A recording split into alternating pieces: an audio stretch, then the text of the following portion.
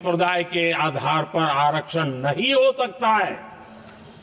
सुविचारित मत था, ऐसा नहीं कि भूल गए थे, रह गया था। सोच विचार कर तय किया गया था कि भारत की एकता और अखंडता के लिए संप्रदाय और धर्म के आधार पर यह नहीं होगा। लेकिन कांग्रेस ने सत्ता सुख के लिए, सत्ता भूख के लिए,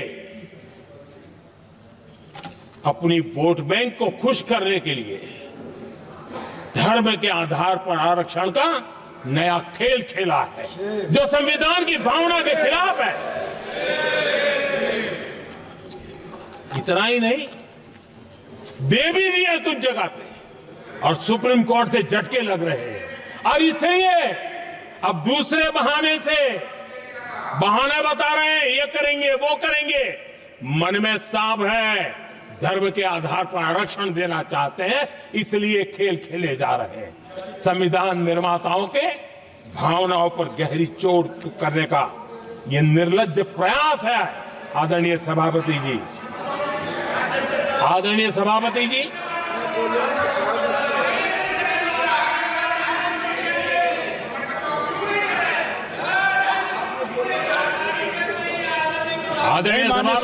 बोला तो और विषय, ये तरीका ठीक नहीं। आपके नेता ने बोला, आपने बोला दोबारा बात मत करो। इसकी भी मैं चर्चा करना चाहता हूं, और वो ज्वलंत विषय समान नागरिक संहिता, यूनिफॉर्म सिविल कोड। ये विषय भी संविधान सभा के ध्यान बाहर नहीं था। संविधान सभा ने यूनिफॉर्म सिविल कोड को लेकर के लंबी चर्चा की, गहन चर्चा की, और उन्होंने बहस के बाद निर्णय किया कि अच्छा होगा कि जो भी सरकार चुन करके आए वो उसका निर्णय करे और देश में यूनिफॉर्म सिविल कोड लागू करे। ये संविधान सभा का आदेश था। और बाबा साहब आंबेडकर ने कहा था, जो लोग संविधान को समझते नहीं है, देश को समझते नहीं है, सत्ता भूख सेवा कुछ पड़ा नहीं है, उनको पता नहीं है बाबा साहब ने क्या कहा था। बाबा साहब ने कहा था, धार्मिक आधार पर बने, ये मैं बाबा साहब की बात कर रहा हूं, इतना वीडियो कट करके घुमाना मत। आदरणीय सभापति जी, बाबा साहब ने कहा था, धार्मिक आधार पर बने पर्सनल लॉ को खत्म करने की बाबा साहब ने जोरदार वकालत की थी। उस समय के सदस्य के.एम. मुंशी जी ने कहा था, समान नागरिक संहिता को राष्ट्र की एकता और आधुनिकता के लिए अनिवार्य बताया था। कमा मुंशी जी ने। सुप्रीम कोर्ट ने भी कई बार कहा है कि देश में यूनिफॉर्म सिविल कोड जल्द से जल्द लाना चाहिए। सरकारों को आदेश दिए हैं सुप्रीम कोर्ट ने, और उसी संविधान की भावना को ध्यान में रखते हुए, संविधान निर्माताओं की भावनाओं को ध्यान में रखते हुए, हम पूरी ताकत से लगे हुए हैं सेक्युलर सिविल कोड की। और आज कांग्रेस के लोग संविधान निर्माताओं की भावना का भी, सुप्रीम कोर्ट की भावना का भी अनादर कर रहे हैं, क्योंकि उनकी राजनीति को सूट नहीं करता है। उनके लिए संविधान वो पवित्र ग्रंथ नहीं है, उनके लिए एक हथियार है राजनीति का। खेल खेलने का हथियार बना दिया। लोगों को डराने के लिए संविधान को हथियार बनाया जाता है। आदरणीय सभापति जी, और ये कांग्रेस पार्टी, उनको तो संविधान शब्द भी उनके मुंह में शोभा नहीं देता है। इसलिए जो अपनी पार्टी के संविधान को नहीं मानते हैं, जिन्होंने अपनी पार्टी के संविधान को कभी स्वीकार नहीं किया है, क्योंकि संविधान को स्वीकार करने के लिए एक लोकतांत्रिक स्पिरिट लगता है जो जिनकी रगों में नहीं है। सत्तावाद और परिवारवाद भरा पड़ा है। अब आप देखिए जो कैसी शुरुआती कितनी गड़बड़ हुई है। मैं कांग्रेस की बात कर रहा हूं। 12 कांग्रेस की प्रदेश की कमेटियों ने 12 प्रदेश कमेटियों ने सरदार पटेल के नाम पर सहमति दी थी। नेहरू जी के साथ एक भी कमेटी नहीं थी, नॉट अ सिंगल। संविधान के तहत सरदार साहब ही देश के प्रधानमंत्री बनते हैं, लेकिन लोकतंत्र में श्रद्धा नहीं, खुद के संविधान पर विश्वास नहीं, खुद के ही संविधान को स्वीकारना नहीं, और सरदार साहब देश के प्रधानमंत्री नहीं बन सके और ये बैठ गए। जो लोग अपनी पार्टी के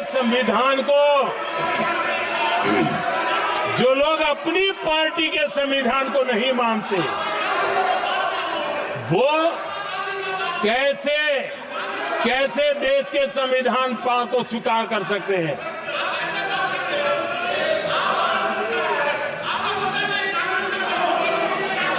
आदरणीय सभापति जी,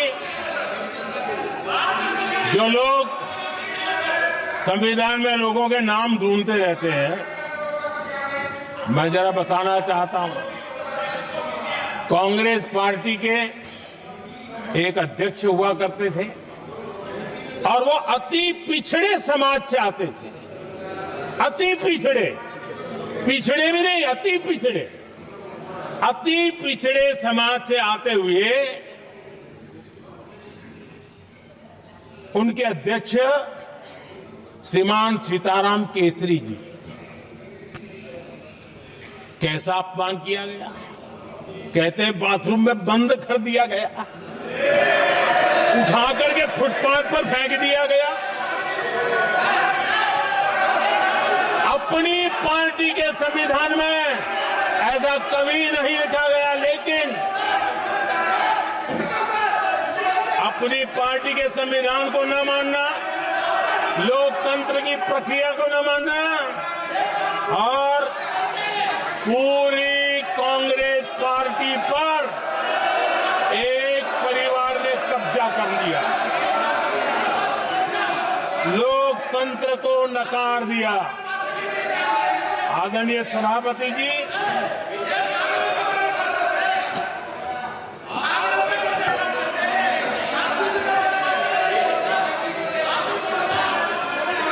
तो आपके सदस्यों ने क्या क्या बोला था ठीक नहीं है।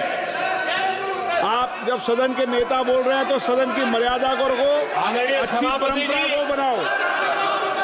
संविधान के साथ खिलवाड़ करना, संविधान के स्पिरिट को तहस नहस करना, ये कांग्रेस की रगों में रहा है। हमारे लिए संविधान, उसकी पवित्रता, उसकी शुचिता हमारे लिए सर्वोपरि है। और ये शब्दों में नहीं है, जब जब हमें कसौटी पर कसा गया है, हम तप करके निकले हुए लोग हैं। मैं उदाहरण देना चाहता हूं। 1996 में सबसे बड़े दल के रूप में भारतीय जनता पार्टी जीत करके आई, सबसे बड़ा दल था, और राष्ट्रपति जी ने संविधान की भावना तहत सबसे बड़े दल को प्रधानमंत्री के शपथ के लिए बुलाया, और 13 दिन सरकार चली। अगर हमें संविधान के स्पिरिट के प्रति हमारा भावना न होती, तो हम भी ये बांटो, वो बांटो, ये दे दो, वो दे दो, इसको डिप्टी पीएम बना दो, इसको ढिकना बना दो, हम भी सत्ता सुख भोग सकते थे। लेकिन अटल जी ने सौदेबाजी का रास्ता नहीं चुना, संविधान के सम्मान का रास्ता चुना और 13 दिन के बाद इस्तीफा देना स्वीकार कर दिया। ये ऊंचाई है हमारी लोकतंत्र की। इतना ही नहीं, 1998 में एनडीए की सरकार थी, सरकार चल रही थी, लेकिन कुछ लोगों को हम नहीं तो कोई नहीं, ये जो एक परिवार का खेल चला है, अटल जी की सरकार को स्थिर करने के लिए खेल चले गए। वोट हुआ, खरीद फरोख्त तब भी हो सकती थी, बाजार में माल तब भी बिकता था, लेकिन संविधान की भावना के प्रति समर्पित अटल बिहारी वाजपेयी जी की सरकार ने एक वोट से हारना पसंद किया, इस्तीफा दिया, लेकिन असंवैधानिक कोई कृत्य नहीं किया। ये हमारा इतिहास है, ये हमारे संस्कार है, ये हमारी परंपरा है। और दूसरी तरफ अदालत ने भी जिस पर थप्पा मार दिया,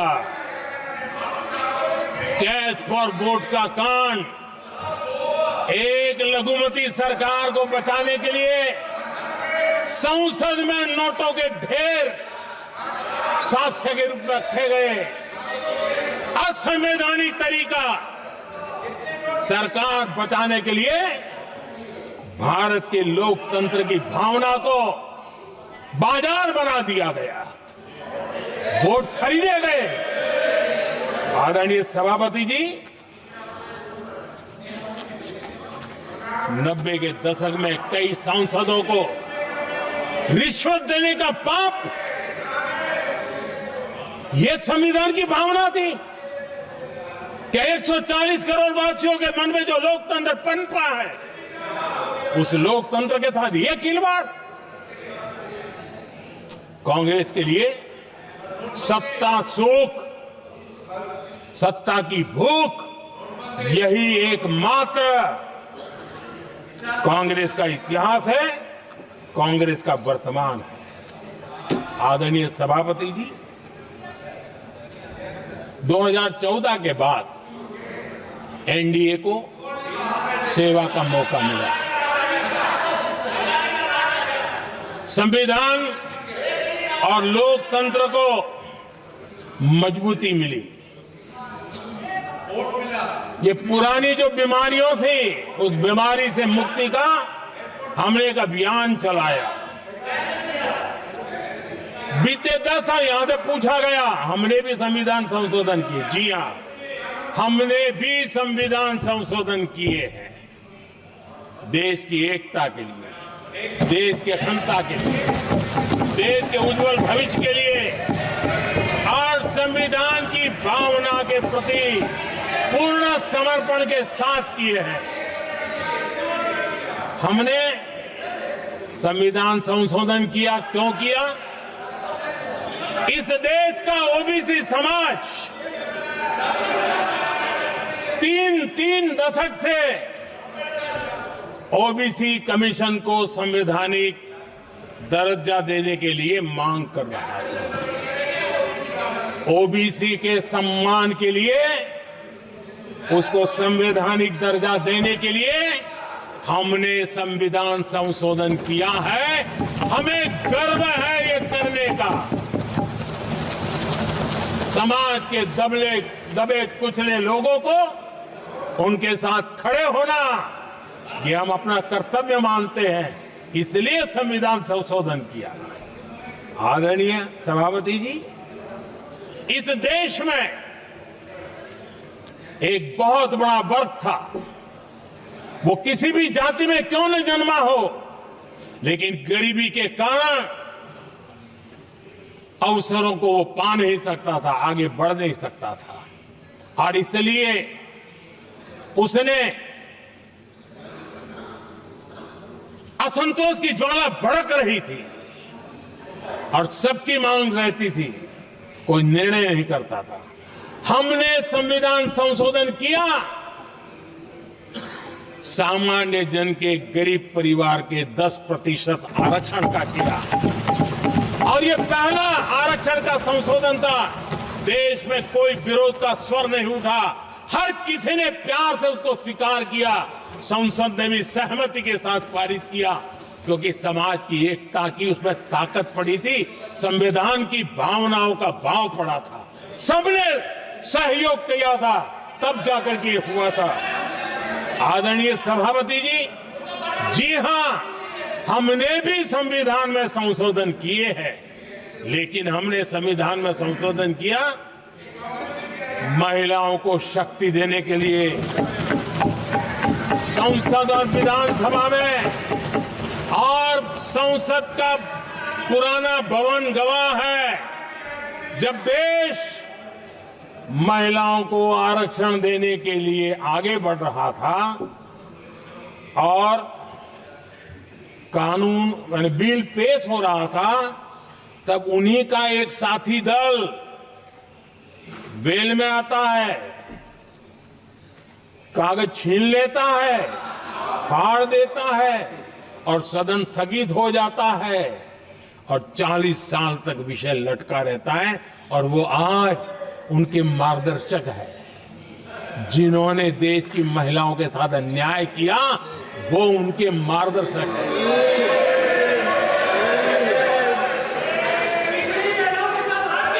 आदरणीय सभापति जी,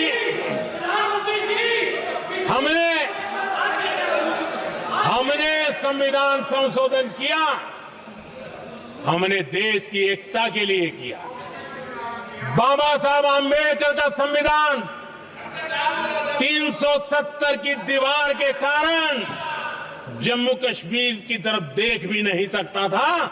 हम चाहते थे बाबा साहब आंबेडकर का संविधान हिंदुस्तान के हर हिस्से में लगना चाहिए, और इसलिए बाबा साहब को श्रद्धांजलि भी देनी थी, देश की एकता को मजबूत करना था। हमने संविधान संशोधन किया, डंके की चोट पर किया, और 370 को हटाया, और भारत की सुप्रीम कोर्ट ने भी अब तो उसको मोहर लगा दी है। आदरणीय सभापति जी, हमने 370 का हटाने के लिए संशोधन किया। हमने ऐसे कानून भी बनाए। जब देश का विभाजन हुआ, महात्मा गांधी समेत देश के वरिष्ठ नेताओं ने सार्वजनिक रूप से कहा था कि पड़ोस के जो हमारे देश हैं, जहां जो माइनॉरिटीज है, वो जब भी संकट में आएगी तो उनकी चिंता ये देश करेगा। गांधी जी ने का वचन था, जो उनके नाम पर सत्ता पर चढ़ जाते थे उन्होंने तो पूरा नहीं किया, हमने सीएए ला करके उसको पूरा किया। वो कानून हमने लाया, हमने किया है, और गर्व के साथ आज भी हम उसको ओन कर रहे हैं, मुंह नहीं छुपाते हैं, क्योंकि देश के संविधान की भावना